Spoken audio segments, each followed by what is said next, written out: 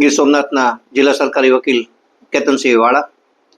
શરૂઆત કરવામાં આવે તો ઉનાનો બહુ ચર્ચિત જે કાંડ હતો એમાં કોર્ટે સજા ફરમાવી છે. શું છે આખી વિગત? ઉના વિસ્તારના વિભાગમાં ઉના પોલીસના તાબા તળે આવતા સમઢિયાળા ગામે જે તે વખતે એક બનાવ બનેલો, જે સંબંધે ઉના પોલીસમાં ફરિયાદ નોંધાયેલ, તેની તપાસ સીઆઈડી ક્રાઇમને સોંપવામાં આવેલી.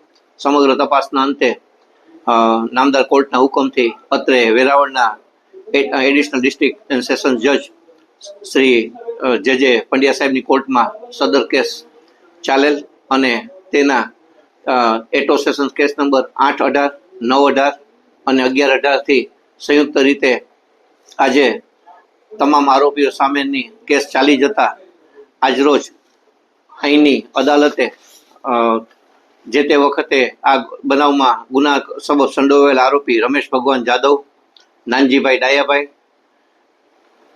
પ્રમોદગીરી રમેશગીરી ગોસ્વામી, બળવંતગીરી ઉર્ફે બલી ધીરુ ગોસ્વામી અને આ બધાને તકસીરવાન ઠેરાવ્યા છે અને તેઓ સામે ઇપીકો કલમ 323, 324, 342 અને 504 અન્વયે નો ગુનો સાબિત માનેલ છે. તેમજ એટ્રોસિટી એક્ટની જે સ્પેશિયલ એક્ટ 1989 તળેનો છે તેમાં 31ERSU અને 31D અન્વયે પણ આ કામમાં આરોપીઓ તકસીરવાન ઠરતા હોવાનું નામદાર વેરાવળની કોર્ટે આજરોજ જાહેર કરેલ છે અને સજા સંબંધે સાંભળવા માટે નામદાર કોર્ટે બાકી રાખેલ છે.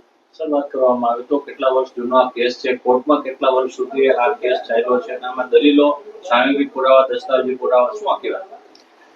આ કેસ ખૂબ જ ચકચારી થતા જે તે વખતે ગુજરાત સરકાર દ્વારા સ્પેશિયલ પબ્લિક પ્રોસિક્યુટરની નિમણૂક કરાયેલી.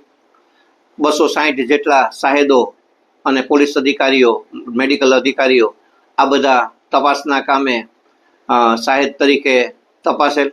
સદર કામમાં ત્યારબાદ ચાલુ કામે અમોને આ કેસની જવાબદારી ગુજરાત સરકાર દ્વારા અમો ઉપર ભરોસો રાખી સોંપાયેલી અને ગઈકાલે પણ માનનીય ગૃહમંત્રી શ્રી હર્ષભાઈ સંઘવીએ આ કેસ સંબંધે પૃચ્છા કરી અને તેનું સ્ટેટસ પણ જાણેલું. આમ સરકારે સુચારુ પ્રયાસ કરી અને આ કેસ ચાલે તે માટે તમામ કામગીરી અમારા હસ્તક કરાવી અને આજરોજ નામદાર વેરાવળની કોર્ટે આ કામમાં ચુકાદો સંભળાવેલ છે.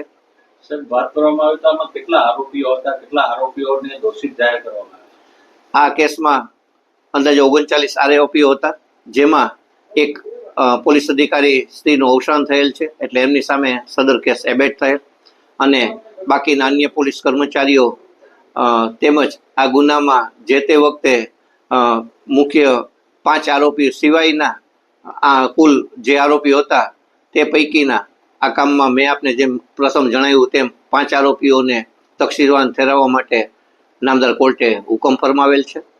આ કેસ ઝડપથી ચાલે એના માટે સુપ્રીમ કોર્ટ અને સીઆઈડી ક્રાઇમ દ્વારા પણ મોનિટરિંગ કરાતું. જે તે વખતે પોલીસમાં અધિકારીઓ અને સીઆઈડી ક્રાઇમના સિસોદિયા, કરશનભાઈ આ બધા આ કેસ ચલાવવામાં અને આટલા બધા બહોળા સંખ્યામાં જે સાહેદો હતા તેને અત્રે કોર્ટ સુધી પહોંચાડવામાં ખૂબ મહત્વની કામગીરી પણ બજાવેલ છે, જેને લીધે આ કેસ અમો અત્રે ચલાવી શકેલ છીએ અને આ કેસમાં નામદાર કોર્ટે ચુકાદો આપેલ છે.